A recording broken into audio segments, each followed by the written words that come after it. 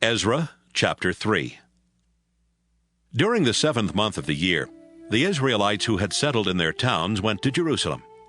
The priest Joshua, son of Jozadak, together with the other priests, and Zerubbabel, son of Shealtiel, and his relatives, rebuilt the altar of Israel's God. Then they were able to offer sacrifices there by following the instructions God had given to Moses. And they built the altar where it had stood before, even though they were afraid of the people who were already living around there. Then every morning and evening they burned sacrifices and offerings to the Lord.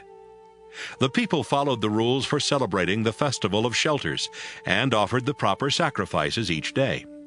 They offered sacrifices to please the Lord, sacrifices at each new moon festival, and sacrifices at the rest of the Lord's festivals. Every offering the people had brought was presented to the Lord. Although work on the temple itself had not yet begun, the people started offering sacrifices on the Lord's altar on the first day of the 7th month of that year. King Cyrus of Persia had said the Israelites could have cedar trees brought from Lebanon to Joppa by sea.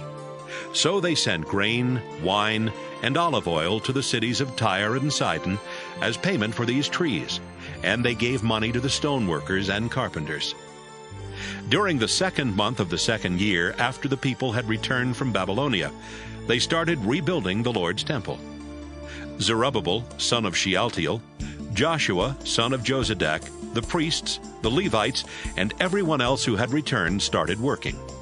Every Levite over 20 years of age was put in charge of some part of the work. The Levites in charge of the whole project were Joshua and his sons and relatives, and Kadmiel and his sons from the family of Hodaviah. The family of Henadad worked along with them.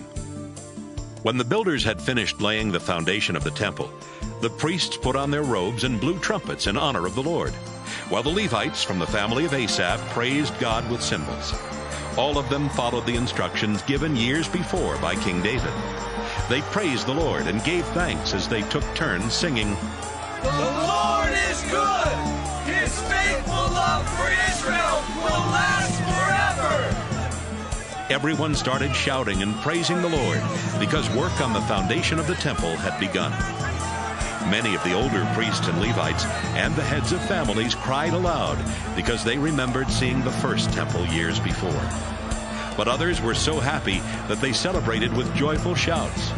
Their shouting and crying were so noisy that it all sounded alike and could be heard a long way off.